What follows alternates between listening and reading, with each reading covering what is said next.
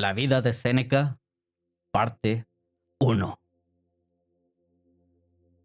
Séneca es una figura filosófica importante del periodo imperial romano.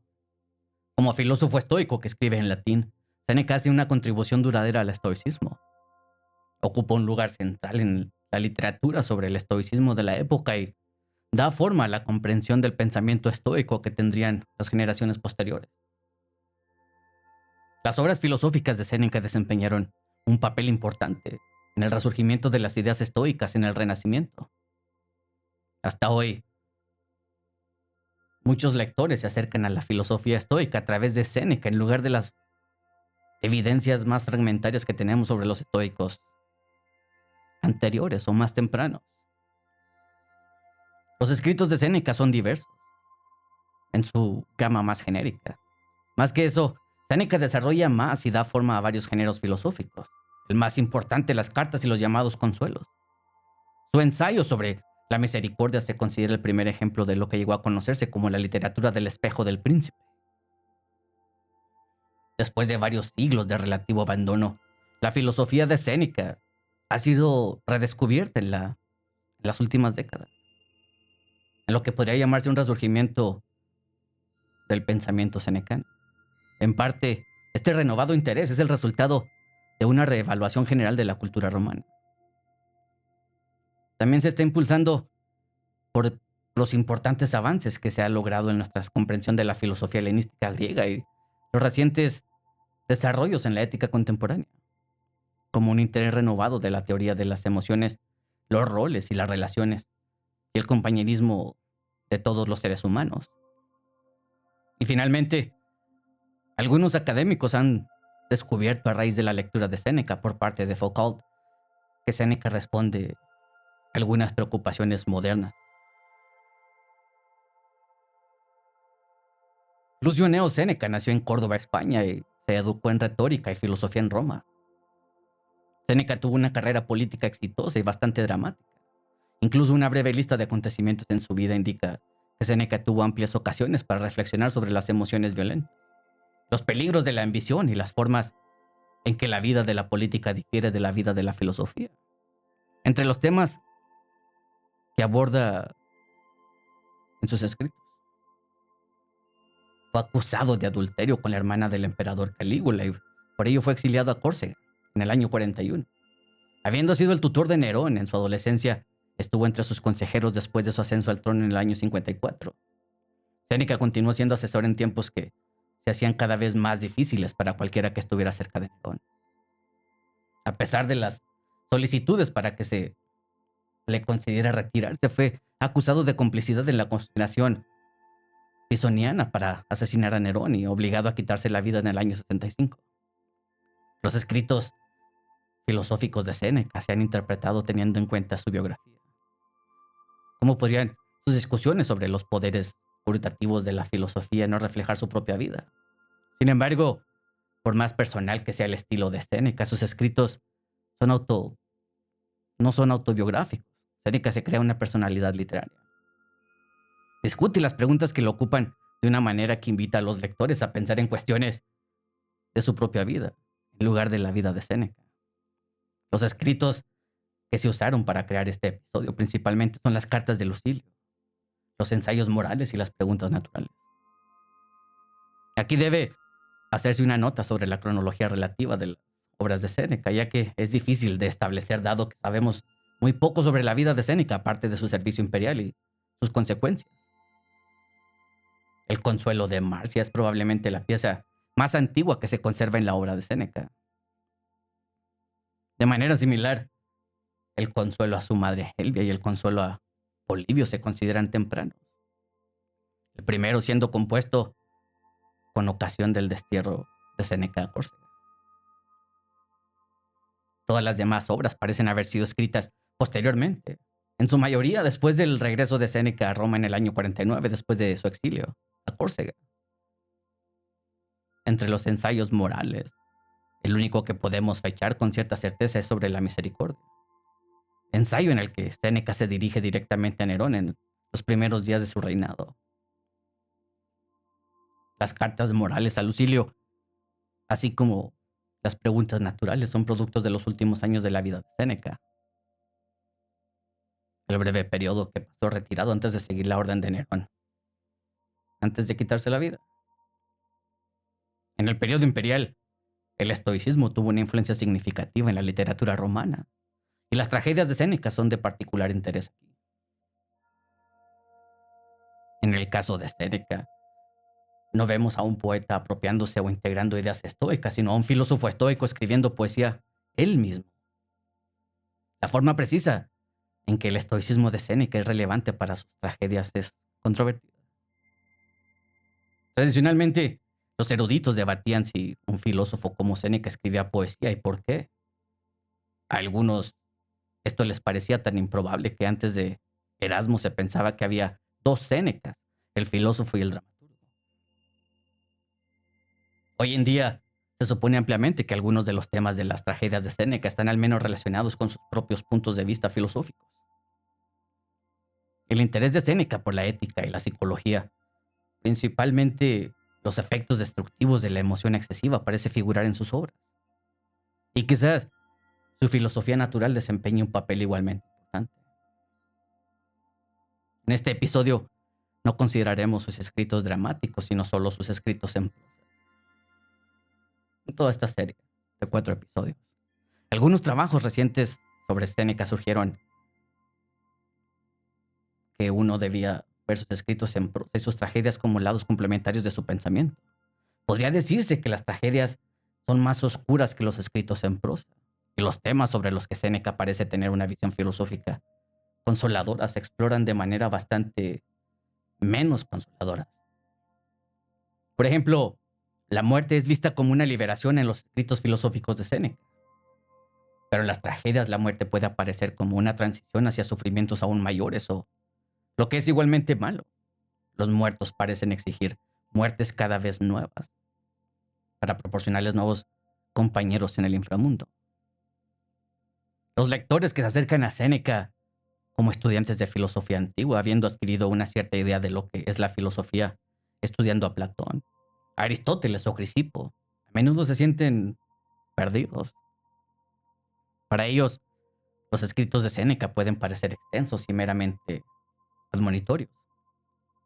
En parte, esta reacción puede reflejar prejuicios de nuestra formación, los restos de una narrativa hegeliana, nietzscheana y heideggeriana de la filosofía están arraigados en influyentes trabajos académicos.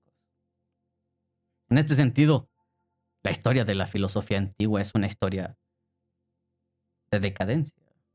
Los pensadores romanos son imitadores mediocres de sus predecesores griegos, etc. Es difícil deshacerse de esos prejuicios. Durante muchos siglos, versiones diluidas de ellos han moldeado la forma en que los estudiantes aprendían latín y griego. Sin embargo, en los últimos años, muchos eruditos han adoptado una visión diferente. Encuentran en Séneca un autor sutil que habla muy directamente de las preocupaciones modernas, más bien sobre la configuración de nosotros mismos y de nuestras vidas. Séneca no escribe como un filósofo que crea o expone una teoría filosófica desde cero. Más bien, escribe dentro del marco de un sistema existente con el que está en gran medida de acuerdo. Una reconstrucción de la filosofía de Séneca, si apuntara a algún tipo de integridad, tendría que tener muchas capas. En varios puntos, tendría que incluir relatos de la filosofía estoica antigua y discutir qué aspectos de la teoría anteriores se vuelven más o menos prominentes en el pensamiento de Séneca. A veces la propia contribución de Séneca consiste en desarrollar más una teoría estoica y añadirle detalles. En otras ocasiones, Séneca descarta ciertos tecnicismos y enfatiza el lado terapéutico y práctico de la filosofía. Séneca se considera partidario de un sistema filosófico, el estoicismo, y habla en primera persona del plural como nosotros para referirse a los estoicos. Sin embargo, en lugar de llamar a Séneca un estoico ortodoxo, podríamos decir que escribe dentro del sistema estoico. Séneca destaca su independencia como pensador. Tiene opiniones estoicas, pero no se ve a sí mismo como un discípulo o cronista de nadie. en sobre la vida privada, dice. Seguramente lo único que puedes desear es que sea como mis líderes. Pues bien, no iré a donde me envíen, sino a donde me lleven. Séneca se ve a sí mismo como un filósofo como los estoicos más antiguos. Aún así, se siente libre de estar en desacuerdo con los estoicos antiguos y no le preocupa mantener el estoicismo puro de ideas no estoicas. Séneca integra ideas de otras filosofías y le parecen útiles. En algunos de sus escritos, en particular las cartas 58, 65 y 66, parece responder a algunos de los diálogos de Platón, incluidos Apología y el Fedón.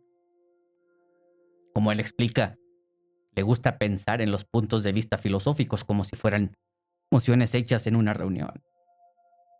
A menudo se pide al proponente de la moción que la divida en dos mociones, de modo que uno pueda estar de acuerdo con la mitad y votar en contra de la otra. Por ejemplo, Séneca piensa que hay algo saludable en la metafísica platónica. Si bien descarta la teoría de las formas, sigue sosteniendo que estudiarla puede hacernos mejores. Nos familiariza con el pensamiento de que las cosas que estimulan e inflaman los sentidos no están entre las cosas que realmente existen. Séneca también adopta metáforas o imágenes asociadas con otras escuelas filosóficas, como las imágenes de la inspiración platónica del cuerpo como prisión del alma. Pero invocar tales imágenes no obliga a Séneca a defender las teorías en las que se origina. También se ha destacado otro aspecto de la independencia de Séneca. Séneca, educado por filósofos romanos, piensa genuinamente en latín. Para ver la fuerza de este punto, comparemos a Séneca con Cicerón. Cicerón les dice a sus lectores qué término griego traduce por qué término en latín. Por eso, es posible leer la filosofía de Cicerón teniendo en cuenta la terminología griega, al menos en su mayor parte. Así podemos pensar en sus argumentos en los términos de los debates griegos. Séneca, en muchos puntos, no está interesado en mapear su terminología directamente en el vocabulario filosófico griego. Más bien, piensa en su propio idioma y espera ser leído también por personas que filosofan en latín.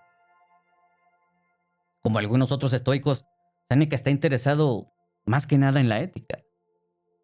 Aunque conoce bien los detalles técnicos de la lógica estoica, la filosofía del lenguaje, la epistemología y la ontología, no dedica mucho tiempo a estos campos.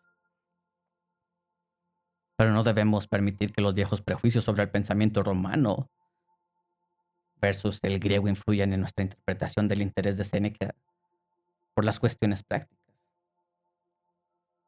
Como dice Paul Bain, Séneca no practicó ni una filosofía degradada ni vulgarizada, dirigida al supuesto espíritu práctico de los romanos. La concepción de Séneca de la filosofía como una práctica saludable hace que la dimensión ética de sus pensamientos sea prominente. Sin embargo, eruditos han defendido un papel limitado de la lógica en la obra de Séneca. Jonathan Barnes atribuye a Séneca una actitud utilitaria, según la cual aprecia la lógica y sirve a sus propósitos más amplios. Simon Scroggie sostiene que, si bien en ocasiones Séneca parece destacar la lógica, la Carta 87 adopta una posición sobre su valor que resuena con las ideas de Crisipo.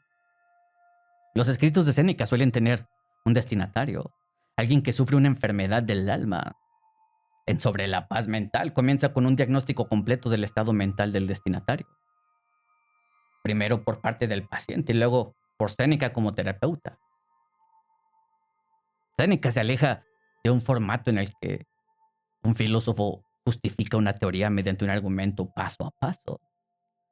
La discusión procede de una situación de la vida del destinatario, serpenteando de un lado a otro entre consideraciones, argumentos, cuestiones secundarias y a veces consuelos más generales y más específicos.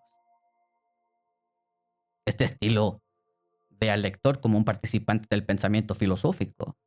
Séneca piensa que para beneficiarse de la filosofía no se puede adoptar ideas pasivamente. Uno debe apropiarse de ellas como un lector activo, reflexionando sobre los temas por sí mismo, para luego poder aceptarlos genuinamente. A menudo se ha observado que los estoicos tardíos, incluidos Séneca, parecen perder interés en el agente ideal, el estoico sabio o la persona sabia, que ocupa un lugar destacado en la ética estoica temprana. En lugar de suponer que los estoicos tardíos están desilusionados o son más realistas, debemos señalar que el enfoque de Séneca en el progresista, la persona que hace todo lo posible para avanzar en su forma de vida, hace ese ideal. Es parte integral de su manera específica de hacer filosofía. El sabio de los primeros estoicos puede ser una herramienta para desarrollar teorías. Los primeros estoicos explican que es el conocimiento, la sabiduría, explicando lo que haría una persona sabia o conocedora sobre cómo asiente, cómo actúa, etc. Pero la filosofía de Séneca es una práctica de entrenarnos para apreciar las verdaderas verdades del estoicismo. En esta práctica, por ejemplo, los relatos del asentimiento de la persona sabia solo pueden desempeñar un papel limitado. Necesitamos precisamente lo que ofrece Séneca, alguien que nos lleve a través de las diversas situaciones de la vida en las que tendemos a perder la vista de nuestras propias ideas y a ser víctimas de los atractivos del dinero y la fama, o de la violencia de las emociones evocadas por las adversidades de la vida. Necesitamos aprender a superar nuestras propias tendencias residuales, a pensar de nuestras mejores intenciones, a sufrir tales fracasos. Tres de los escritos de Séneca llevan el título Consolatio o Consuelo.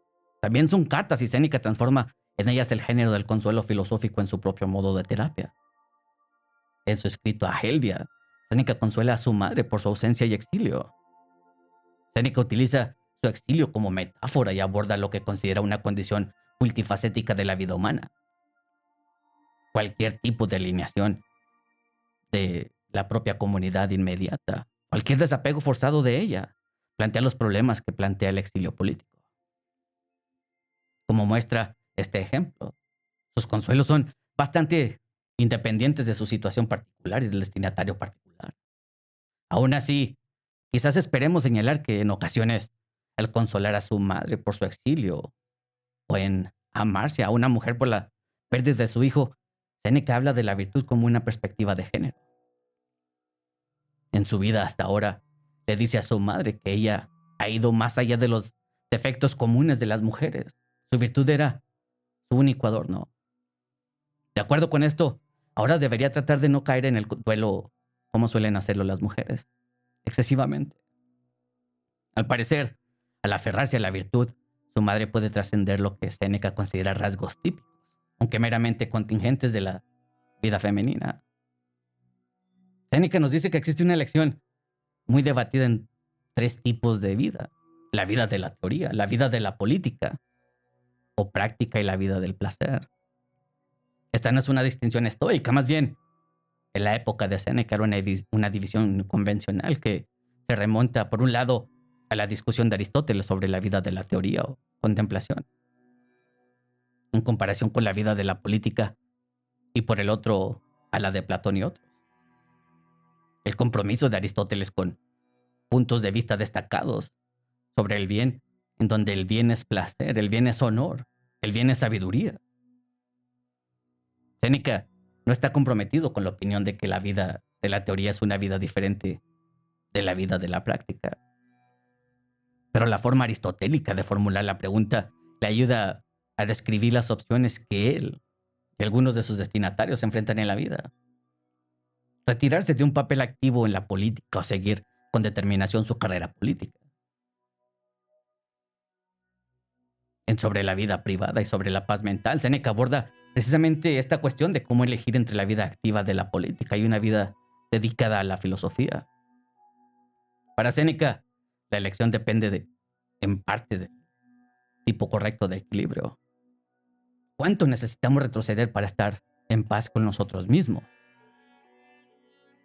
Los eruditos han notado que puede parecer haber una tensión entre el compromiso de Séneca con la filosofía como superación personal y los pasajes en los que realiza investigaciones abstractas. La reflexión, que parece puramente teórica, puede desempeñar un papel casi contemplativo en la restauración de nuestra paz mental. Tanto la filosofía como la política son esferas en las que podemos beneficiar a otros. En contraste entre la vida de la teoría y la vida de la política, ayuda a Séneca a explicar su versión del cosmopolitismo estoico. No deberíamos pensar en la elección entre la filosofía y política como una elección entre teoría y práctica. Más bien la filosofía y la política representan dos mundos a los que pertenecemos simultáneamente. El mundo de la política es nuestro mundo local. El mundo de la filosofía es el mundo entero. Al seguir una carrera activa en política, nuestro objetivo es hacer el bien a las personas de nuestro entorno. Al retirarnos a la filosofía, elegimos vivir por un tiempo predominantemente en el mundo en general. Séneca piensa que al estudiar, enseñar y escribir filosofía ayudamos a otros que no necesariamente están cerca de nosotros. El estudio filosófico es beneficioso o de beneficio, es útil para los demás, en la comunidad mundial a la que todos pertenecemos, y es precisamente este pasaje de Séneca lo que creó la idea de este programa. Pero si bien Séneca da por sentado que el cosmopolitismo se ocupa de la idea de que es bueno beneficiar a los demás, no parece pensar que el cosmopolitismo nos carga con la tarea inviable de ayudar a otros. Más bien, el cosmopolitismo nos libera, tal como se desarrollen las cosas en nuestra vida. Individualmente, es posible que estemos en una mejor posición para beneficiar a otros como filósofos que como senadores romanos. Y dado que ambas son buenas cosas de hacer, de hecho podemos estar contentos con nuestras vidas de cualquier manera. El cosmopolitismo crea una forma de vida beneficiosa que un panorama político más estrecho puede no dar cabida. No solo aquellos que son apreciados en sus propios estados pueden beneficiar a otros.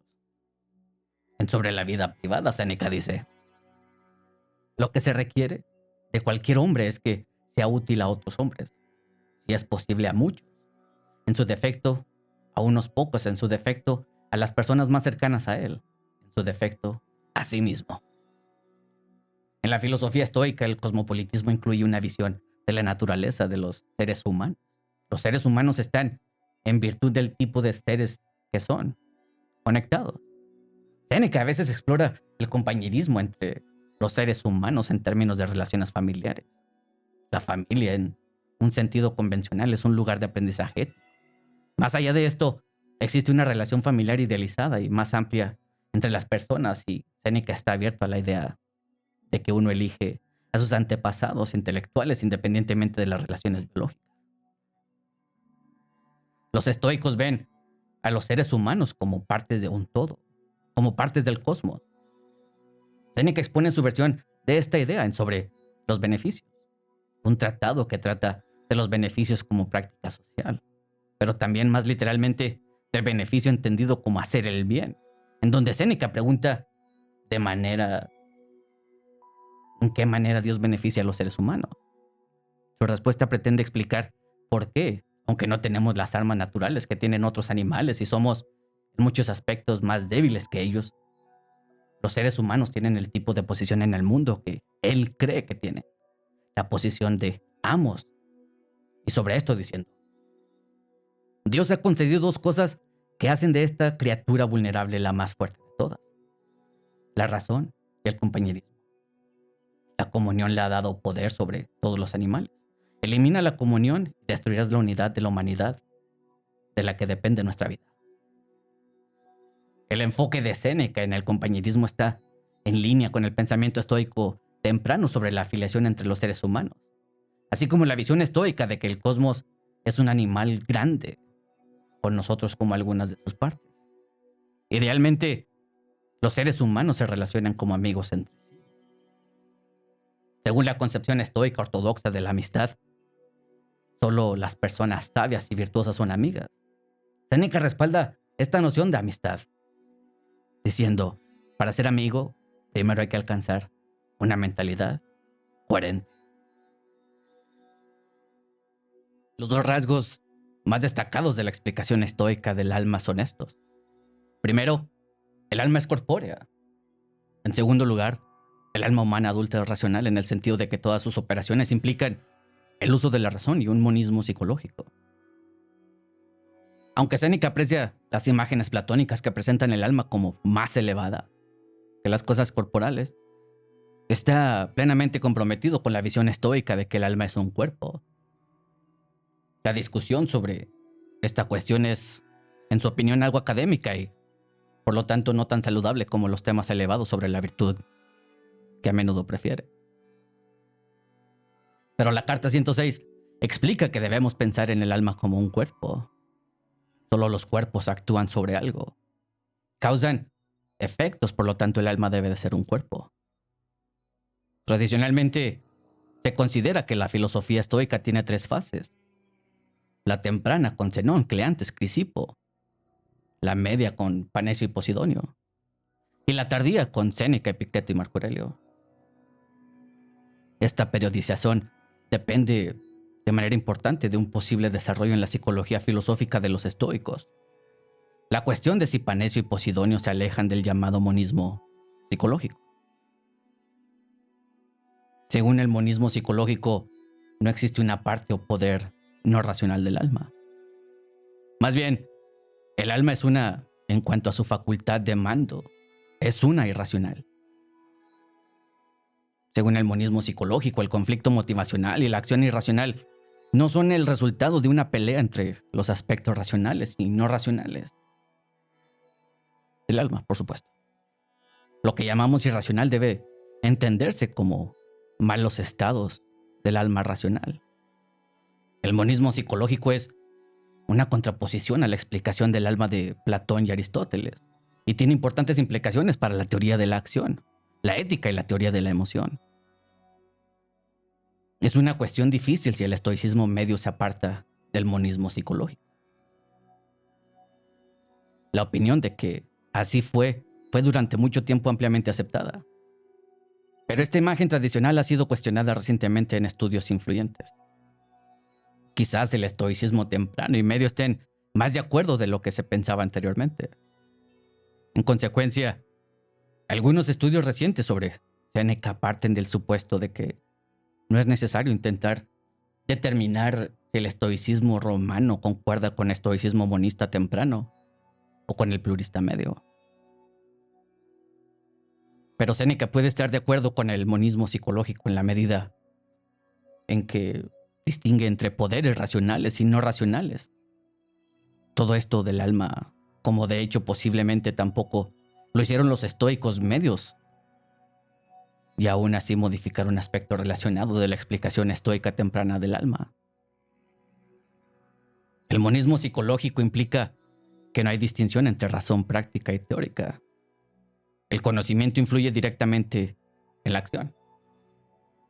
De hecho, todo el conocimiento filosófico es necesario para una buena toma de decisiones. Por lo tanto, según la ortodoxia estoica, no existe una distinción real entre teorizar y aspirar a llevar una buena vida. Séneca implica este aspecto de su pensamiento estoico en su manera. Para él, estudiar los argumentos de una afirmación concreta no nos traerá tranquilidad. Al comienzo de la carta 85, Séneca llega incluso a jurar que no le complace presentar pruebas de una doctrina que ocupa un lugar preponderante en sus cartas, que solo virtud trae la felicidad. Se presenta a su destinatario Lucilio, instándolo a presentar todos los argumentos y objeciones que sean relevantes para este tema. Y en respuesta, Séneca analiza uno de ellos en la carta 85. Pero en última instancia, y esto es evidente a lo largo de sus escritos, esto no es suficiente. Más bien es importante pensar en las implicaciones de la tesis estoica en una variedad de contextos prácticos, para luego poder vivir de acuerdo con ella. Por ejemplo, cuando uno es elegido o no para un cargo, tiene más o menos dinero que otros, y así sucesivamente. Es necesario reflexionar repetidamente sobre estas cuestiones y pensar en ellas de manera correcta. Debe convertirse en una forma de vida. Pero no está esta concepción de la filosofía como práctica en tensión con la concepción estoica de la razón. Interpretada estrictamente, esta concepción podría implicar que todo lo que una vez comprendido se ha convertido en un conocimiento y por lo tanto guía nuestras acciones. Sin embargo, Séneca supone que una cosa es saber algo y otra es sentir su verdad y relevancia para la propia vida. Aquí uno de sus ejemplos sabe que da igual viajar en un carruaje elegante o en uno humilde, pero se sonroja si la gente lo ve en uno humilde. Porque es así. Porque Séneca sugiere al estilo platónico que los deseos de fama y dinero van a surgir si no se le reprime constantemente. En segundo lugar, ¿por qué el sistema completo de conocimiento filosófico, incluido el estudio de la argumentación dialéctica, no debería ser relevante para llevar bien la vida? En estos aspectos, Séneca parece debilitar la anterior identificación estoica de virtud y conocimiento. O dependiendo del punto de vista que adoptemos, remedia algo de la dureza de la identificación. La comprensión estoica del alma implica ideas epistemológicas centrales. Los seres humanos tenemos impresiones que son huellas o alteraciones del alma. Adquirimos las opiniones que tenemos al asentir a las impresiones. En cada caso dado, es esto. Podemos asentir a una impresión negada o retener el juicio. Ya que eso está en nuestro poder, también está en nuestro poder volvernos sabios asintiendo solo a las impresiones cognitivas, que representan las cosas exactamente como son. La acción humana se genera a través del asentimiento a impresiones prácticas. Tal asentimiento desencadena el impulso. Si no hay ningún impedimento externo, el impulso lleva a la acción. Está en nuestro poder volvernos virtuosos porque el asentimiento está bajo nuestro control. Nosotros decidimos cómo actuamos. Séneca analiza estas y otras cuestiones relacionadas con la ayuda de un término que no tiene equivalente en el estoicismo griego. Tradicionalmente, Séneca era visto como el descubridor de la voluntad o, por lo menos, como un importante trampolín hacia San Agustín. Una pregunta difícil se consideraría exactamente como el descubrimiento de la voluntad, que ocupa un lugar importante en muchos de los argumentos de Séneca. ¿Cree Séneca que existe una facultad separada de la voluntad, modificando así el monismo psicológico? ¿O está interesado en explorar la fenomenología de la toma de decisiones y la superación personal? Y esto lleva a describir ciertos actos mentales como actos de voluntad. Esta segunda sugerencia parece más persuasiva y parece captar mucho de lo que es importante para la interpretación tradicional. Que Séneca sigue discutiendo cómo debemos comprometernos continuamente con la superación personal. Podría ser que las descripciones que hace Séneca del acto mental que los estoicos griegos llaman asentimiento parece, en cierto sentido, más ricas que las de los estoicos anteriores, sin cambiar la sustancia de la teoría. Porque a Séneca le gusta usar el lenguaje metafórico. En lugar de ceñirnos a la descripción abstracta que, al decir qué hacer, asentimos a una impresión práctica. Séneca nos visualiza como jueces, juzgando lo que deberíamos hacer y dándonos órdenes a nosotros mismos. Con respecto a las emociones, Séneca distingue entre reacciones involuntarias, lo que los estoicos tempranos llamaban protoemociones, y emociones en toda regla. Implican asentimiento y son voluntarias. Son voluntarias en el sentido de que el consentimiento está en poder de la gente. Esta es una pieza clave de la doctrina estoica. Que seamos tontos o sabios está en nuestro poder asentir o no a las impresiones. Pero en otras ocasiones, Séneca usa una noción normativa de voluntariedad.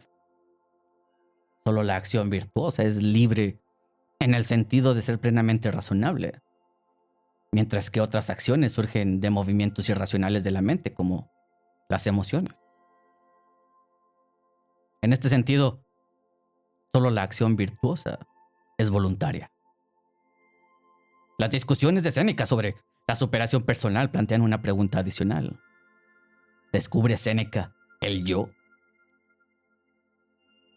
En un pasaje sobre la ira, Séneca cuenta a sus lectores cómo se examina a sí mismo todas las noches. El énfasis de Séneca en la reflexión implica un giro hacia uno mismo, como les ha parecido a muchos lectores recientemente inspirados por las discusiones de Foucault sobre estos temas. ¿Está Séneca preocupado por una práctica de autoformación? ¿Explora lo que hoy se llama el yo narrativo? Para pensar en la cuestión de si Séneca descubre o incluso inventa el yo, podríamos distinguir diferentes versiones del mismo. Primero, podemos preguntarnos si Séneca modifica el monismo psicológico para dejar espacio a un yo que reflexiona sobre sí mismo de una manera que hace que el yo tenga una estructura compleja de los estoicos griegos no habrían previsto para el alma racional de los seres humanos. En segundo lugar, podríamos pensar que lo que los lectores después de los estudios de Foucault han encontrado modernos sobre Séneca es simplemente su preocupación terapéutica por moldear la vida privada. Esta segunda visión es mucho más débil y actualmente goza de amplia aceptación. La primera visión es criticada por eruditos modernos. Si bien Séneca nos invita a involucrarnos reflexivamente con nuestras vidas, esto no revisa los supuestos estoicos básicos sobre el alma. Cuando Séneca analiza cómo debemos aferrarnos a la idea de lo que solo la virtud es buena para mejorarnos, a veces puede parecer como si culpara al mundo, la competencia, los estilos de vida superficiales, etc., por las dificultades de esta tarea. Pero Séneca sostiene que nos estamos interponiendo en nuestro propio camino. Les dice a sus destinatarios que al vivir de tal o cual manera se agobian o se convierten en un problema para ellos mismos. Esto con miras a este compromiso reflexivo con el propio pensamiento que Hadot encuentra como ejercicios espirituales en la filosofía estoica romana. El cuidado del alma implica el proyecto socrático de aspirar a conocerse a uno mismo.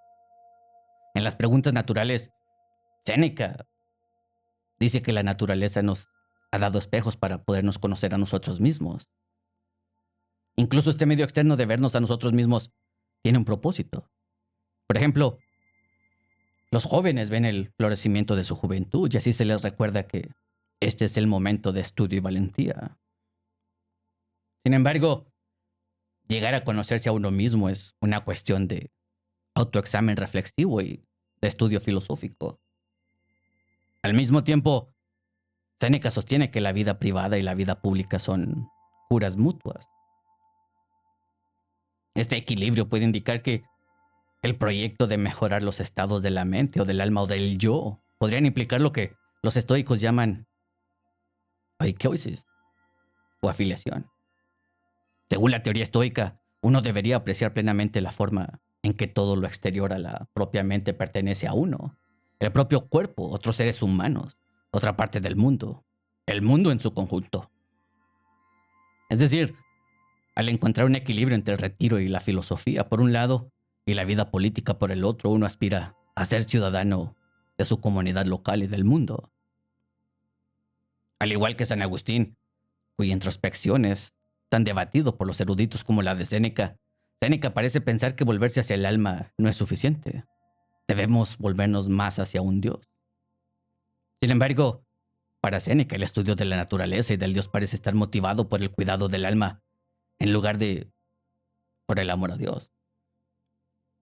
En Preguntas Naturales, Séneca sugiere que el compromiso reflexivo con nuestra propia alma es solo el primer paso. Incluso si escapamos de las emociones violentas y las perturbaciones de la vida pública, es posible que aún no hayamos escapado de nosotros mismos, de una preocupación excesiva por nuestra propia situación y necesidades particulares. Debemos vernos a nosotros mismos, pero luego también debemos alejarnos de nosotros mismos, de un cuidado de nosotros mismos que gira en torno a cuestiones éticas. Debemos pasar al estudio de la naturaleza y la teología. ¿Cómo nos libera ese estudio? Alejándonos de nuestras preocupaciones y ofreciendo una perspectiva a distancia y desconectada de ellas. El estudio de la naturaleza es un intento de superar la propia mortalidad. Más que eso, el ideal de virtud que está en juego al cuidar el alma es el ideal de llegar a ser como Dios. Este es un pensamiento que quizás sea bastante ajeno a las técnicas psicoterapéuticas modernas y a las ideas Foucaultianas sobre el autocuidado. Las cuestiones relacionadas con el monismo psicológico estoico se han discutido más ampliamente con vistas a la teoría de las emociones. Aquí hay una gran diferencia si pensamos que los deseos irracionales pueden vencer a la razón o si son actos irracionales del alma racional. El tratamiento de las emociones por parte de Séneca ha sido examinado en busca de indicios de ambos puntos de vista. Richard Tarabji interpreta a Séneca situado en una explicación de las emociones frente a las teorías estoicas tempranas y medias que difieren de las suyas. Jenin Filón estudia sobre la ira con métodos de fuente crítica.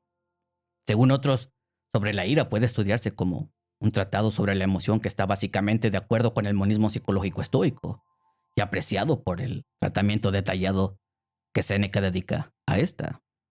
Según él la ve, emoción particularmente violenta. Según los estoicos, el estoico ideal no tiene emociones. La teoría estoica de las emociones no apunta a la moderación o las respuestas emocionales adecuadas. Más bien, apunta a una vida sin emociones. Sin embargo, los estoicos no sugieren que el agente perfecto sea inerte. Las reacciones y disposiciones efectivas racionales reemplazan a las emociones. El estoico ideal tiene buenos sentimientos de deseo que irónicamente reemplaza al deseo, preocupación que reemplaza al miedo y plenitud que reemplaza al placer.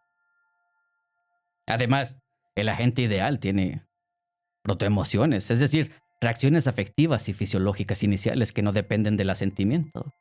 Estas respuestas que, para Séneca y los primeros estoicos, no cuentan como emociones, han sido recientemente un punto de partida al comparar la filosofía estoica y la china, y se han descrito en términos de sentimientos. Las concepciones de sentimientos buenos o racionales y las protoemociones hacen que el pensamiento estoico sobre las emociones sea menos inverosímil de lo que a veces se supone. Pero aún así, los eruditos de las antiguas teorías de las emociones a menudo se han sentido que uno simplemente debe ponerse del lado de una posición aristotélica, la opinión de que existen emociones adecuadas y medidas. Supongamos que alguien comete un delito. ¿No estamos justamente enojados y deberíamos reaccionar ante el crimen? Como dice Séneca, ¿no se enojará el estoico ideal si es testigo de los crímenes más atroces?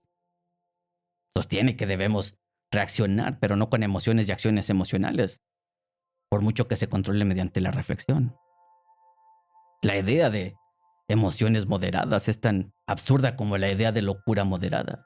Las emociones son irracionales. No se puede domesticar lo irracional precisamente porque es irracional. Por eso las emociones no pueden moderarse. Deben sustituirse por respuestas racionales. El estoico ideal defenderá a los demás porque es lo correcto, no por ira o ansia de venganza. Pero los eruditos no están de acuerdo sobre si los escritos consoladores de Séneca son una excepción.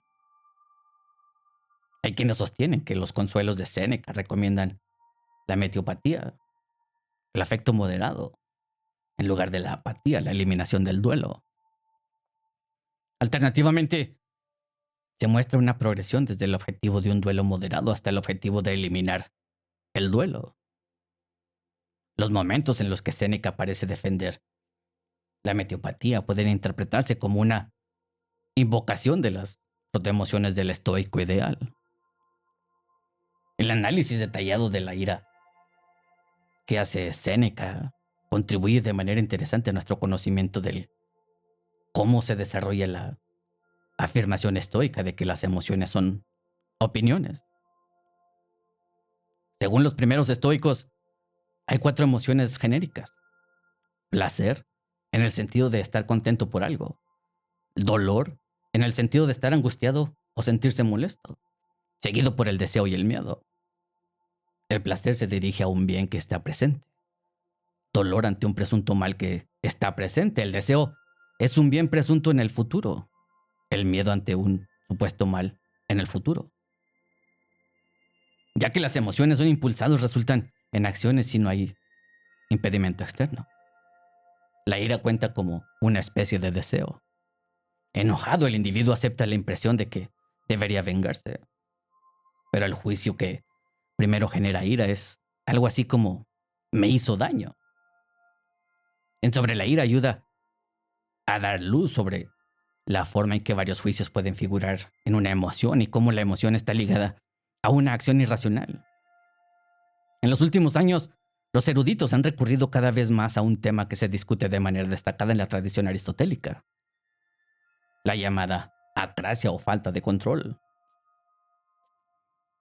Según el relato aristotélico, el agente acrático actúa en contra de su razonamiento correcto y basándose en el deseo. Esta visión parece reconocible para muchos. Capta que el deseo puede parecer abrumador, ganando en una pelea percibida entre la razón y el deseo. El monismo psicológico estoico puede parecer blanco y negro y a poco realista en comparación. No puede dar cabida a la sensación de que la razón y el deseo están en conflicto. Para los estoicos, cada estado motivacional es un pensamiento. Lo que los aristotélicos llaman acrasia es, según una de las primeras explicaciones estoicas, una oscilación entre opiniones. Por ejemplo, una persona piensa en rápida sucesión: comeré otra galleta y no comeré otra galleta. Su mano se extiende para tomar la galleta en un momento en el que piensa lo primero. Los que han estudiado a Séneca recientemente se han preguntado si Séneca adhiere a la visión de oscilación de la motivación conflictiva o si su explicación sobre está más cerca de la acrasia aristotélica. Sorabji sostiene que el término latino impotens es la traducción de que hace Séneca del griego acrates, como falto de control. Propone que en Séneca todos los casos de ira son casos de acrasia. En Sobre la ira está plenamente de acuerdo con el monismo estoico. El análisis de la ira que hace Séneca implica estados mentales tumultuosos, pero no implica el estado distintivo de acrasia. En el marco de la teoría aristotélica, la acrasia es peor que el control y mucho peor que la virtud. Séneca tampoco puede acomodar el control, porque el control implica una distinción entre la razón y deseo de que es ajena al marco de Séneca. Otros académicos siguen enfoques intermedios. En lugar de evitar el término aristotélico acrasia, analizan las opciones de Séneca sobre el conflicto motivacional en términos de acrasia, pero atribuye a Séneca opiniones distintivamente estoicas. En su lectura de la tragedia de Medea de Séneca, las motivaciones conflictivas de Medea ejemplifican el modelo de oscilación. Enfatiza el compromiso de Séneca con la corporalidad del alma, tal como la conciben los estoicos. En Sobre la ira desarrolla una versión del monismo psicológico que permite imágenes dualistas y que explica el conflicto motivacional en parte en términos de la fisiología de la agitación interna. En su análisis de cómo responden las personas virtuosas a la debilidad de los demás, Séneca amplía el espectro estoico de sentimientos racionales para poder incluir la misericordia. El trato de Séneca sobre la misericordia ha desconcertado a los historiadores al elogiar la bondad del joven Nerón como emperador. Séneca crea el prototipo de literatura de consejos a los príncipes.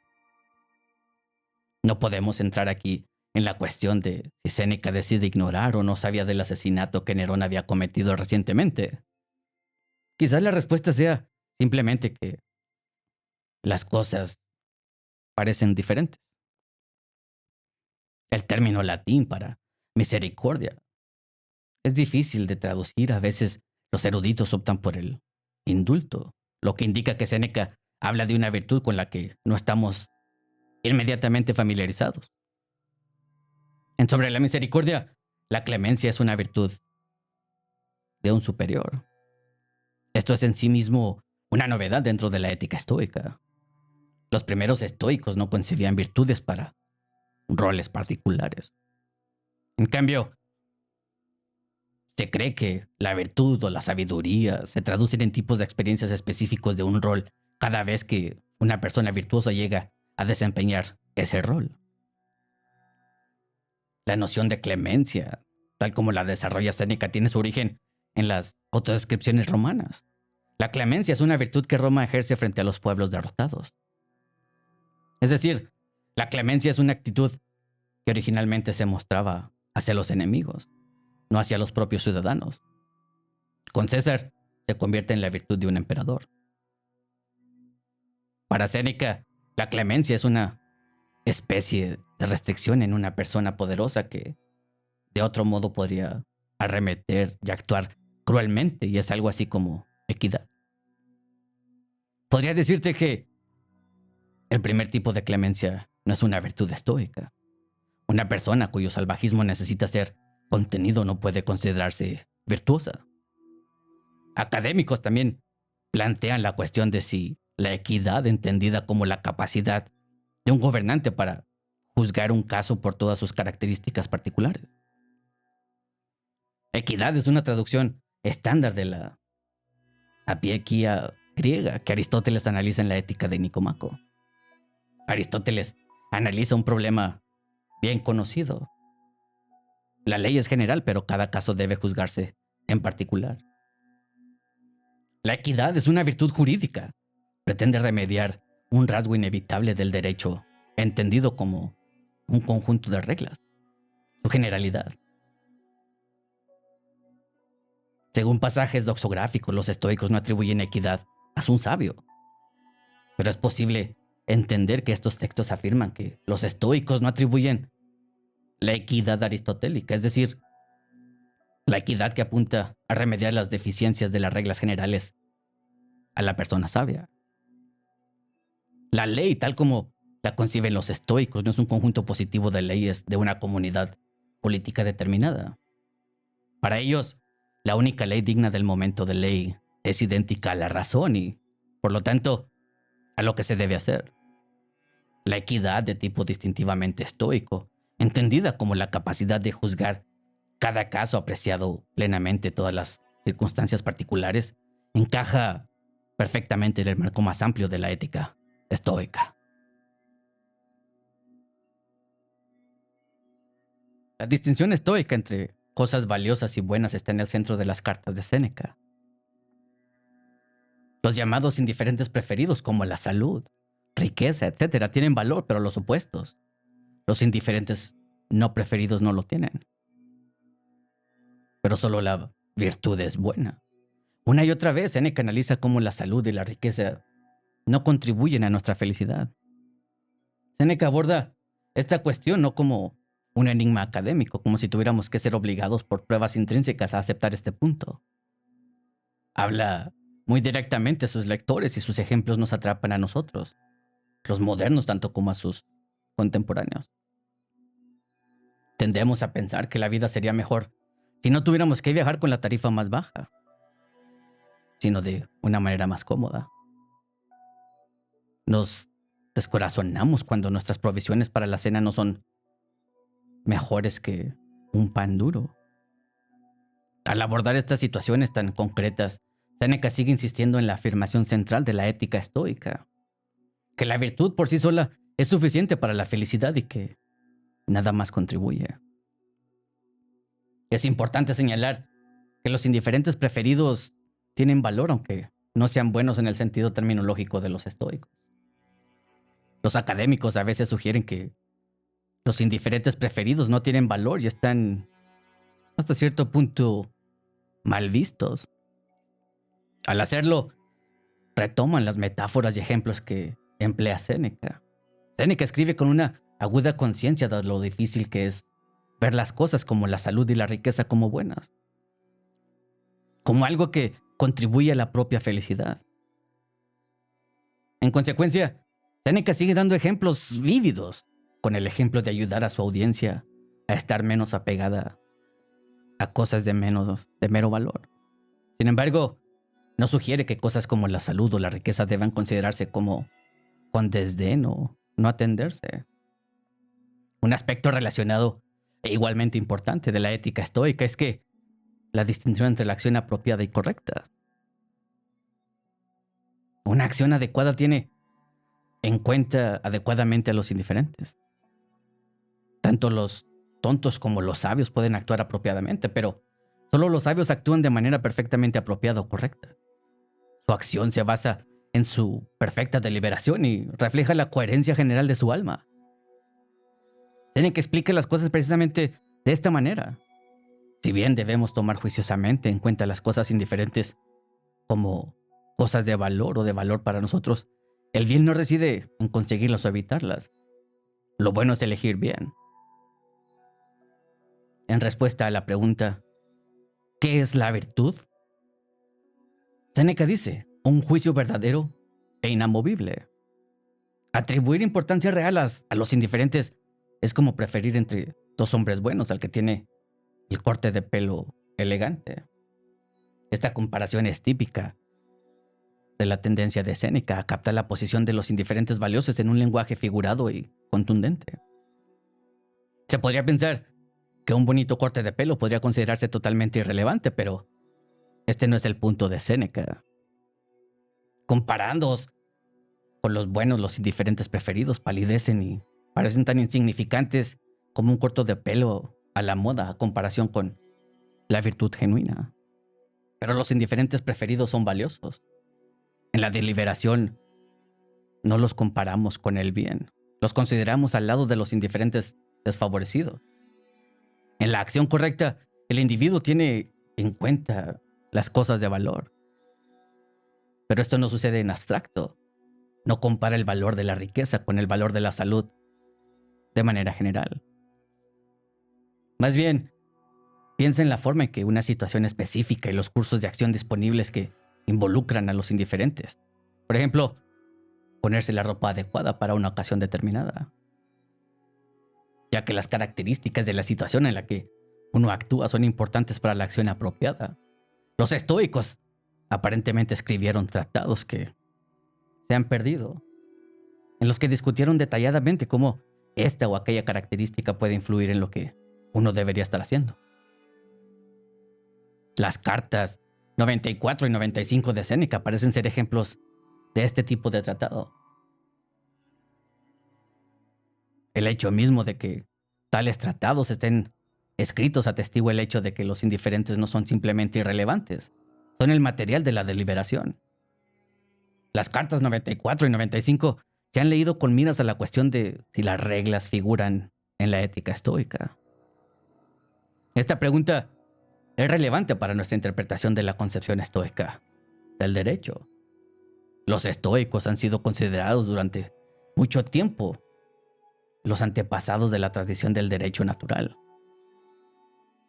Si los estoicos formulan preceptos en forma de reglas, entonces quizás esto signifique que la ley, tal como la entienden los estoicos, consiste en un conjunto de leyes. En las cartas 94 y 95, Séneca analiza dos nociones: precepto y decreta, normalmente traducidas como preceptos y principios. El tema de la discusión de Séneca es que si buscamos una vida estudiando filosofía, necesitamos estudiar solo principios o también preceptos. La primera posición, lo único que se necesita para alcanzar la virtud es empaparse en los principios fundamentales de la filosofía estoica. Son estos los que Séneca llama decretos. Los decretos son principios o reglas prácticas. Son principios de la filosofía en el sentido de que las enseñanzas más abstractas y fundamentales de los estoicos. La segunda posición que Séneca parece respaldar: no basta con estudiar los primeros principios de la filosofía estoica. También deberíamos pensar en detalles sobre las exigencias de situaciones específicas de la vida. Podrían plantearnos y por lo tanto deberíamos estudiar los preceptos relacionados con estas exigencias. Puede parecer que estas consideraciones de nivel inferior implican reglas. En tal o cual situación, uno debe actuar de tal o cual manera. Pero no está claro si Séneca realmente prevé tales reglas. Como estudiantes de la virtud, nos beneficiaremos al pensar en una variedad de situaciones que uno podría encontrar en la vida, contemplando cómo las diferentes características de estas situaciones son importantes para la acción apropiada y desarrollando así un sentido más agudo de valor particular de las diversas situaciones. Cosas que sí tienen valor para un ser humano. Los estudios de caso de Séneca, tal como, solo agudicen la apreciación de los estudiantes por el tipo de cuestiones que son importantes para la acción apropiada, donde diferentes cosas de valor o desvalor inciden caso por caso en lugar de proporcionarles reglas para situaciones específicas. Los primeros ejemplos estoicos de acción apropiada van en contra de las convenciones, no solo en la medida en que la riqueza y la salud no cuentan como bienes. Más drásticamente, acciones que en general se consideran impensables pueden recomendarse según corresponda. Los ejemplos de Séneca muestran solo un tipo menor de falta de convencionalismo con respecto a la riqueza y la salud. Más allá de eso, parecen más cercanas a las normas culturales. Además, Séneca imagina un asesor que nos recuerde ideas como el dinero no trae la felicidad. Dichos casi proverbiales, pero no parecen ser reglas. Finalmente, el asesor es alguien que puede dar consejos específicos para una ocasión determinada, como caminar de tal o cual manera. Como subraya Séneca en la Carta 71, los consejos se ajustan a las situaciones y las situaciones cambian. Si uno necesita un consejo, no está pidiendo que le digan la regla correcta para cubrir la situación. Uno se pregunta cómo equilibrar diversas consideraciones.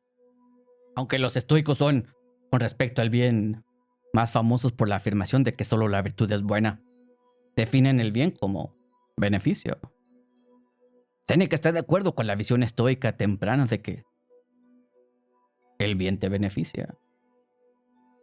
Como hemos visto, Séneca piensa que tanto la vida pública como la filosofía son buenas formas de vida, si se llevan a cabo correctamente, precisamente porque ambas benefician a los demás. Al discutir el beneficio que una vida filosófica aporta, afirma que la vida de la persona virtuosa es beneficiosa incluso si no desempeña función pública alguna. Su andar, su perseverancia, la expresión de sus ojos beneficia. Así como algunos medicamentos actúan simplemente a través de su olor, la virtud tiene sus efectos positivos incluso a distancia. A la cuestión de cómo se debe beneficiar a los demás y cómo recibir beneficios, Séneca dedica un tratado completo sobre los beneficios. Aunque el tratado está firmemente situado en el contexto social romano, su análisis detallado y sus ejemplos lo convierten en más que un documento histórico. Séneca analiza las buenas acciones y los favores mal realizados, la recepción graciosa y desagradable, la alegría o la carga de devolver favores, así como la gratitud y la envidia. El tema de Séneca es un híbrido del tipo de fenómenos que los antropólogos discuten en términos de intercambio de regalos, la configuración específica de estos fenómenos estudiados en la antigua Roma y las opiniones estoicas en el sentido de que solo la buena persona beneficia a los demás. A través de las nociones de bondad y beneficio, el tratado es también una contribución sobre la amistad.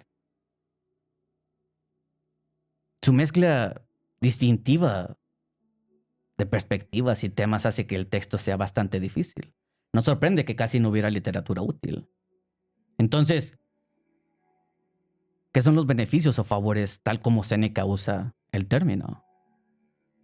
En términos generales, se puede pensar en beneficio como cualquier tipo de ayuda a una persona que pueda ofrecer a otra en calidad de miembro de un grupo, de manera que fortalezca la cohesión del grupo y afirme o cree vínculos sociales.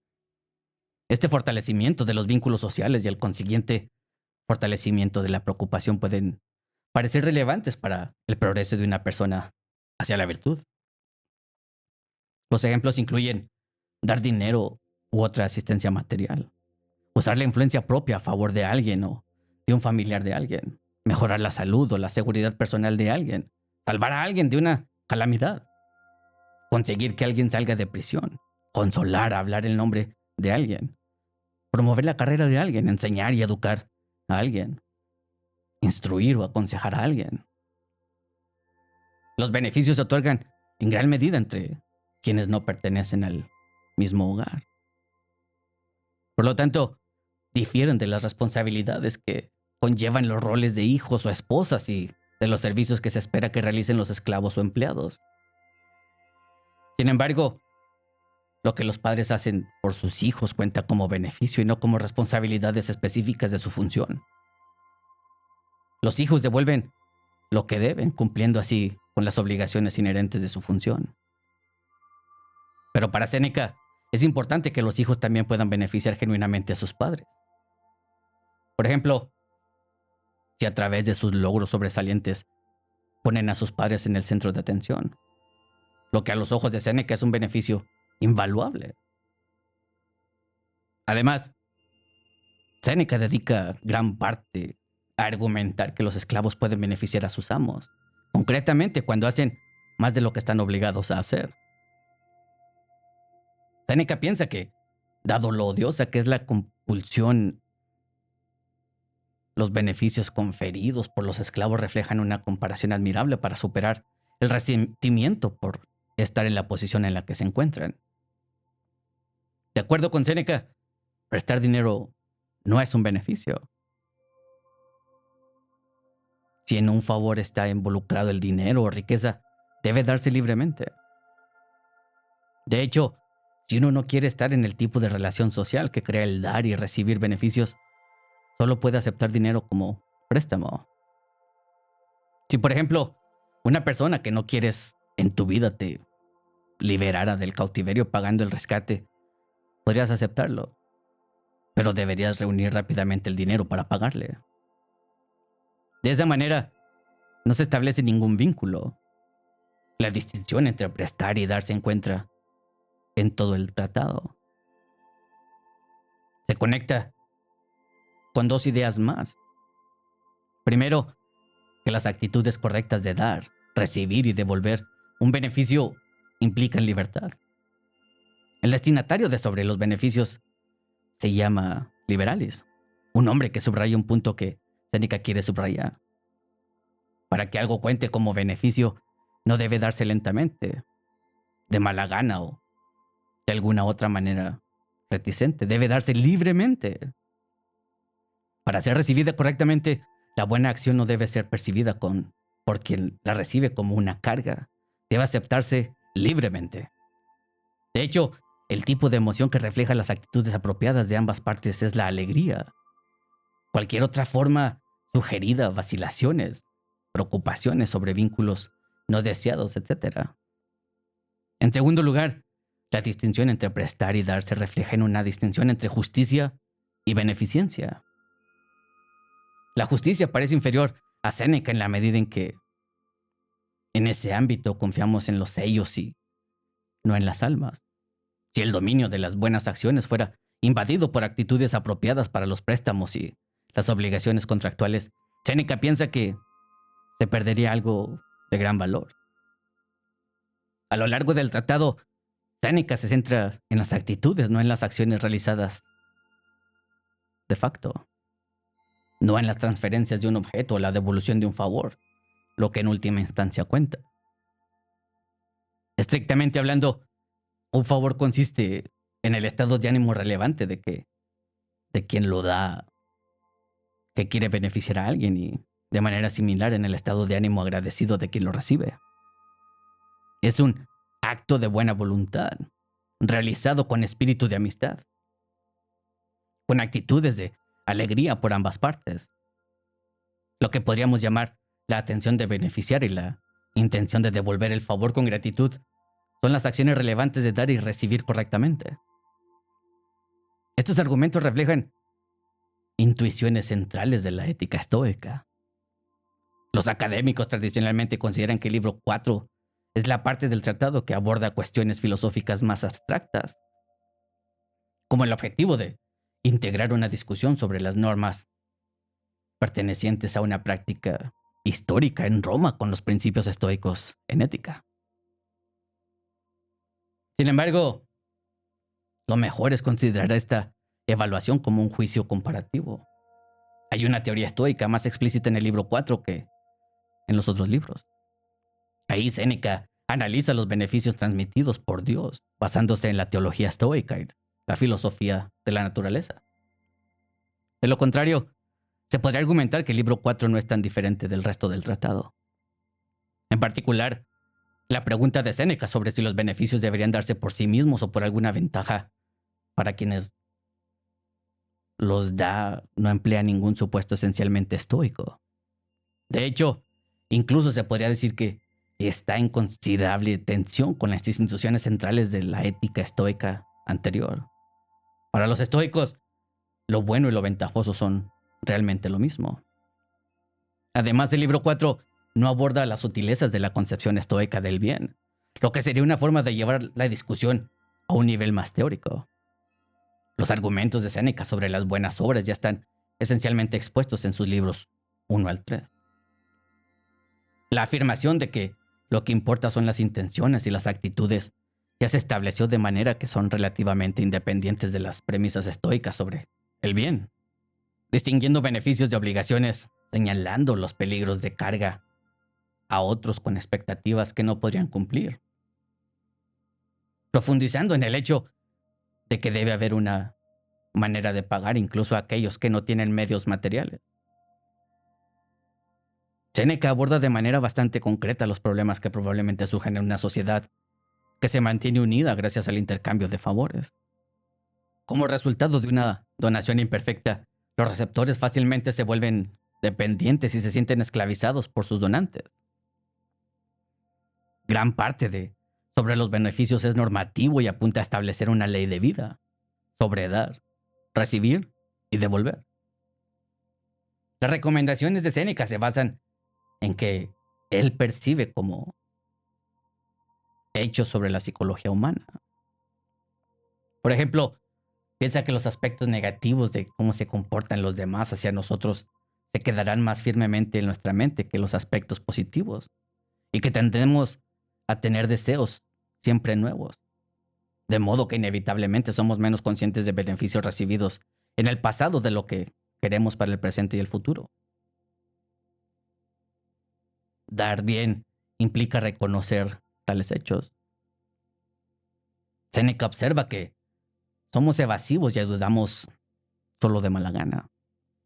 No es de extrañar que nuestra reticencia sobresalga más en la mente de la gente que el hecho de que finalmente cedimos. No es de extrañar que no se nos tenga en estima por dar de manera tan descortés.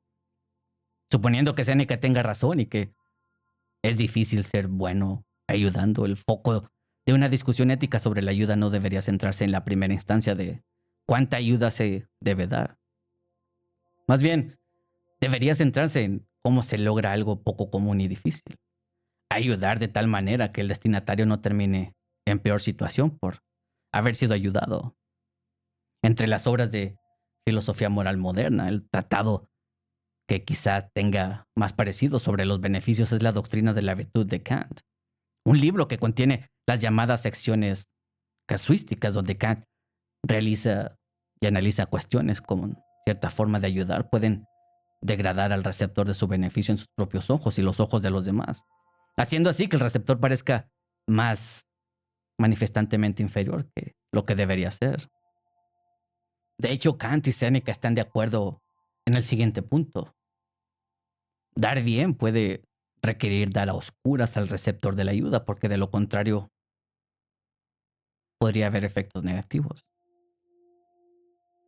El tono de Séneca sugiere que está de acuerdo con un sentimiento popular cuando dice que la ingratitud es un vicio extremadamente grave y extendido. Y sin embargo, piensa que dar mal es anterior y a menudo directamente responsable de recibir mal o de no pagar. El libro 1 como el libro 2 de este tratado comienza con esta idea. Séneca considera que tanto ser como llegar a ser un bien son un arte. En la carta 120 explica cómo llegamos a la noción del bien. Esta cuestión es un tema muy debatido en la ética estoica. Los estoicos sostienen que en el proceso de crecimiento los seres humanos adquieren racionalidad, que consiste principalmente en adquirir ideas preconcebidas. Una vez que un ser humano tiene razón en este sentido mínimo, puede mejorar y eventualmente perfeccionar su racionalidad. Como parte de este proceso llega a adquirir el concepto del bien. El momento de transición en el que un ser humano reconoce final y plenamente que solo la virtud es buena y es trascendental, este es el momento en el que un tonto se convierte en una persona sabia. En ese momento, el ser humano adquiere lo que podríamos llamar el concepto científico del bien. Ahora domina un concepto del bien que hace las cosas bien. Una vez que uno tiene ese concepto, no va a caer en ideas equivocadas como el dinero atrae la felicidad. Pero no parece que tenemos una noción del bien antes de convertirnos en personas sabias. Si es que la tenemos. Aquí debemos distinguir dos nociones. Primero, los seres humanos tienen una idea preconcebida del bien. Llamamos buenas a las cosas antes de comprender cualquiera de las verdades de la filosofía estoica. Pero en segundo lugar, nosotros también podríamos llegar a comprender el significado de la afirmación estoica de que solo la virtud es buena, aún sin ser todavía plenamente capaces de apreciar de manera consciente su verdad en nuestras vidas. Como hemos visto, es esta condición del progresista la que Séneca tiene en mente como objetivo de esperar alcanzar en muchos de sus escritos. La carta 120 parece contribuir al pensamiento estoico sobre la adquisición del concepto del bien, precisamente de esta manera. A diferencia de Cicerón, Séneca no analiza el momento de transición en el que un individuo se vuelve sabio. Más bien, analiza cómo llegamos a comprender de qué hablan los estoicos cuando dicen que solo la virtud es buena. Cuando leemos sobre las grandes hazañas, magnificamos las características virtuosas de los agentes y minimizamos sus características negativas. Mediante estas y otras operaciones cognitivas similares, llegamos a comprender que sería realmente la virtud. Esta comprensión nos permite ver la bondad de la virtud sin habernos encontrado con un ejemplo de virtud en la vida real. Las preguntas naturales de Séneca constan de 8 libros sobre meteorología. Los lectores de hoy tienden a mostrar poco entusiasmo cuando abordan las preguntas naturales. ¿Qué debemos pensar de largas discusiones sobre nubes, lluvia, luces en el cielo, relámpagos y truenos, viento, cometas y terremotos, combinadas con tratamientos detallados de las aguas terrestres y específicamente del Nilo? ¿Por qué Séneca dedica tanto tiempo a estos fenómenos? Los eruditos leen las preguntas naturales en el contexto de la tradición meteorológica, un género bastante amplio. Se argumenta que Séneca participa en un proyecto que está bastante bien establecido. Las diferentes aportaciones a este género comparten un objeto común. La explicación racional de los fenómenos naturales cambiará la forma en que vivimos el mundo. Para tomar un ejemplo sencillo, una persona que comprende el funcionamiento de los truenos y los relámpagos no pensará que Zeus le está enviando el mensaje de que está enojado. En el momento en que Séneca escribe las preguntas naturales, este tipo de preocupación se asocia más prominentemente con la filosofía epicúrea. La física epicúrea se dedica a luchar contra la superstición y el miedo. Quien cree que Zeus le habla a través del clima está equivocado. La persona que entiende cómo interactúan los elementos puede vivir una vida mejor y más racional. Ahora, un filósofo estoico que escriba sobre estos temas se enfrenta a un desafío. Los epicúreos sostienen que Dios no se preocupa por los detalles de la vida humana hasta el punto de indicarnos que cierta acción de nosotros no tiene su aprobación. El Dios estoico, sin embargo, es bondadoso, benévolo y se preocupa por los detalles de la vida humana. Por lo tanto, el miedo que fácilmente se asocia a los fenómenos meteorológicos debe combatirse únicamente con el detalle del análisis físico. El argumento de que a Dios no le importaría enviarnos señales no está disponible. El Dios estoico y Séneca está de acuerdo en esto, es que en principio capaz de enviarnos señales, razón por la cual la adivinación cuenta con una ciencia. El proyecto de las preguntas naturales es tomar la medida de Dios, caminar por el universo, celebrar las obras de los dioses y librarnos del miedo inducido por eventos naturales.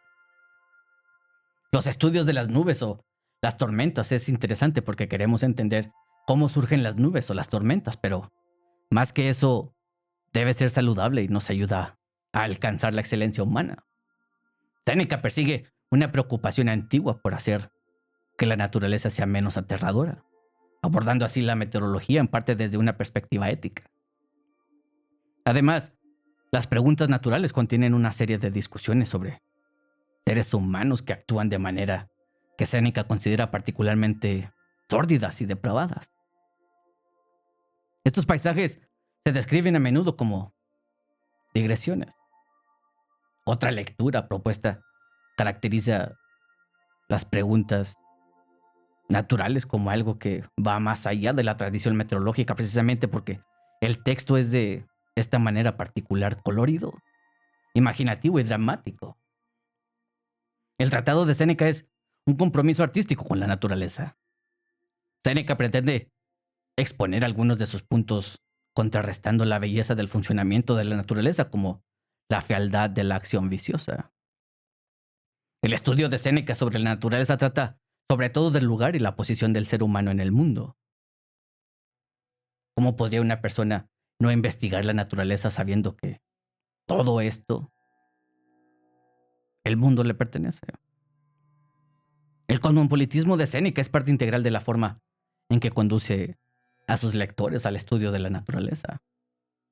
Solo cuando vemos nuestras vidas locales desde la perspectiva de las estrellas llegamos a ver la insignificancia de las riquezas, las fronteras, etc. En una frase, Pierre Hadot llama a esta perspectiva la visión desde arriba, una visión que nos libera en la medida en que llegamos a ver muchas cuestiones aparentemente importantes como meras nimiedades. Necesitamos el estudio de la naturaleza para alcanzar el tipo de distancia de nuestras preocupaciones cotidianas que eventualmente nos libere de una preocupación irrazonable por ellas. E investigamos la naturaleza como algo de lo que somos parte. De acuerdo con el pensamiento estoico temprano, el universo como un gran ser vivo con partes. Séneca cree que estamos motivados por razón para estudiar la naturaleza. La naturaleza es la entidad grande de la que somos partes. Por eso es que la filosofía natural es necesaria para comprometerse plenamente con la propia vida. Podríamos señalar que Séneca contrasta el estudio de la naturaleza con el estudio de la historia. Para él, es el campo aparentemente más teórico de la física el que tiene mayor valor práctico. Es mejor alabar a los dioses que alabar a las conquistas de Filipo o Alejandro Magno. Además, el estudio de la naturaleza es particularmente valioso porque es el estudio de lo que debería suceder, en contraposición del estudio de lo que en realidad sucedió. Los estoicos son considerados antepasados de la tradición del derecho natural. El epíteto estándar de la ley, el estoicismo temprano, es común, no natural. Séneca, sin embargo, caracteriza las leyes o el derecho como naturales y habla de la ley de la naturaleza. El pensamiento estoico temprano sobre la ley está en parte arraigado en la teoría de la acción apropiada y en parte en una explicación física de cómo la razón, un dios o más exactamente Zeus, impregna el mundo.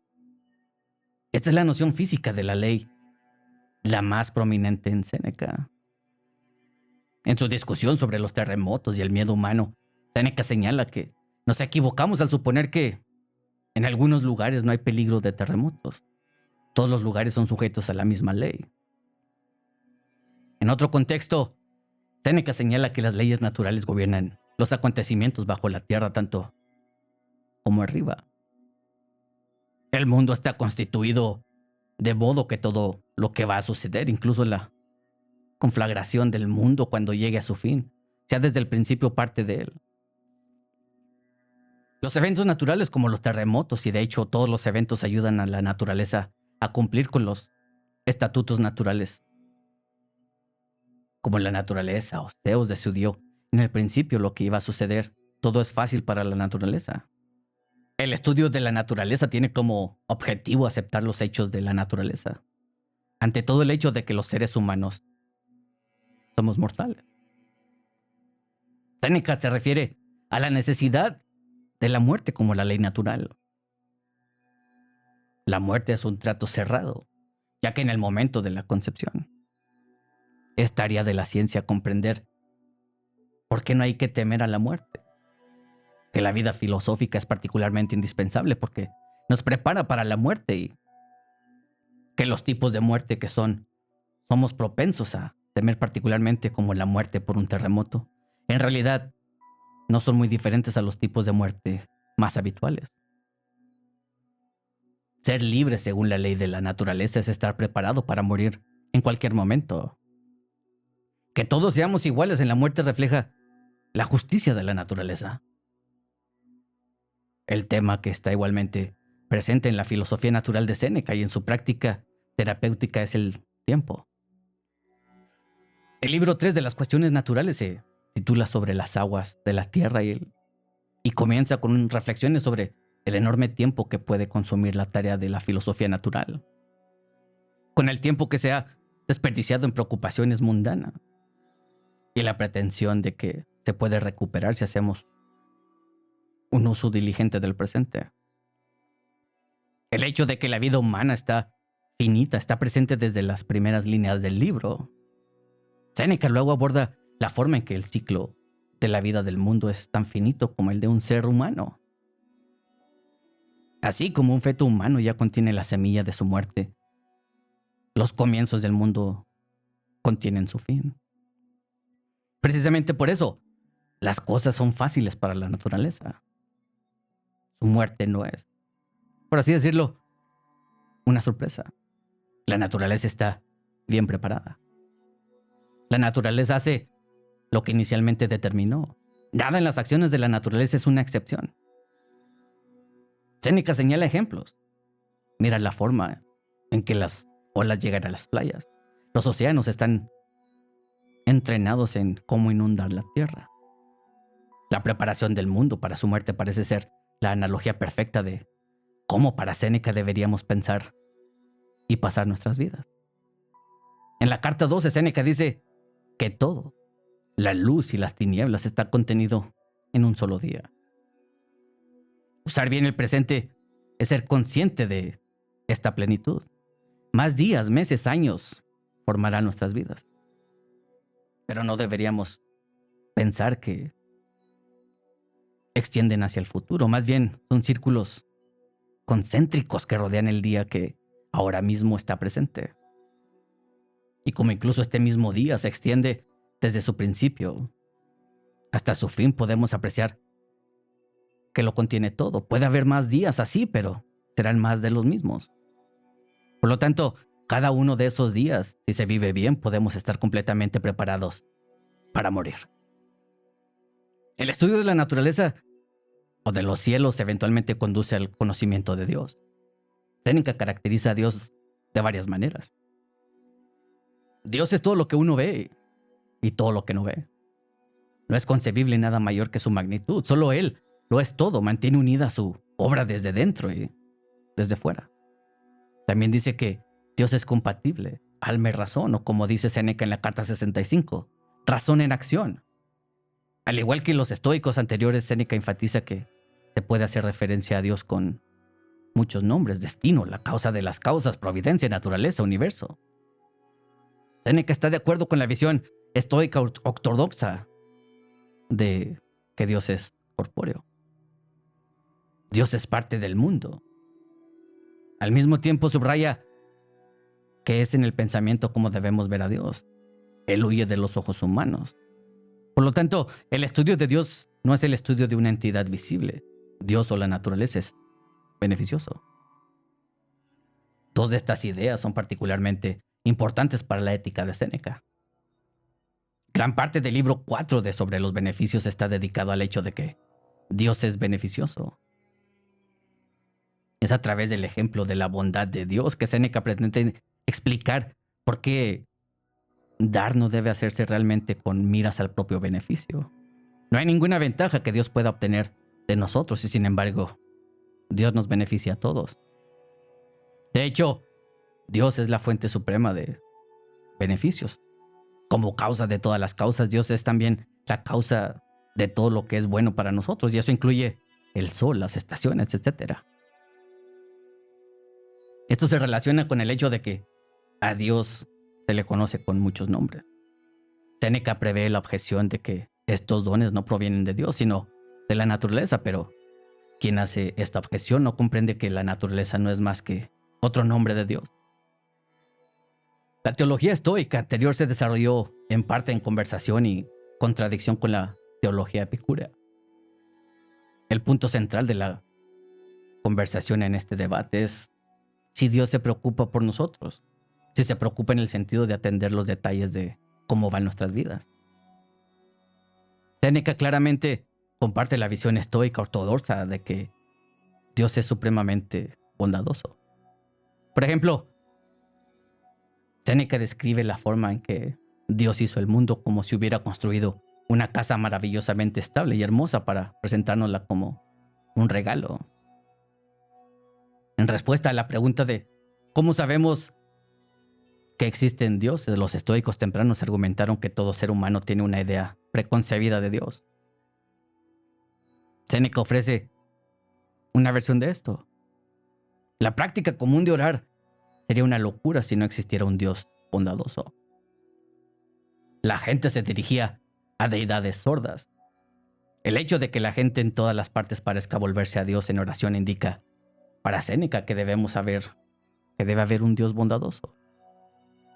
Séneca, además, está de acuerdo con la física estoica anterior al tomar en serio la adivinación. En sus discusiones sobre truenos y relámpagos en las cuestiones naturales, Séneca explica que, si bien cada evento natural es una señal, no debemos pensar que Dios se ocupa de enviarnos una señal en cada ocasión particular. Más bien, deberíamos explicar los acontecimientos naturales buscando sus causas naturales y al mismo tiempo comprender que el orden de las cosas en su conjunto lo establece Dios. Dado que existe este orden, la adivinación es posible. El destino es la necesidad de todos los acontecimientos y acciones que ningún poder puede alterar. La oración no puede cambiar el destino, pero como los dioses han dejado algunas cosas sin resolver, la oración puede ser eficaz.